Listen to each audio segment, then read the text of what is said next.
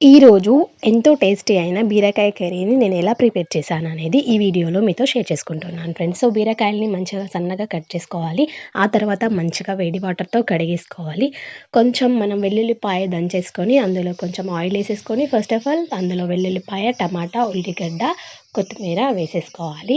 కొంచెం ఫ్రై అయిన తర్వాత ఇందాక కడిగి పెట్టుకున్న బీరకాయల ముక్కలు వేసేసుకొని అందులో మన టేస్ట్‌కి సరిపడా ఉప్పు, కారం, పసుపు వేసేసుకొని కలుపుకోవాలి. ఆ తర్వాత మంచిగా ఒక 5 మినిట్స్ కొంచెం గూడా వాటర్ ఎయకుండా బీరకాయలోనే వాటర్ ఉంటది గాబట్టి, సో మనం అస్సలు గూడా బీరకాయ కర్రీలో వాటర్ అనేది వేసేసుకోవద్దు ఫ్రెండ్స్. ఎందుకంటే వాటర్ ఏస్తే బీరకాయ టేస్ట్ అనేది పోతుంది.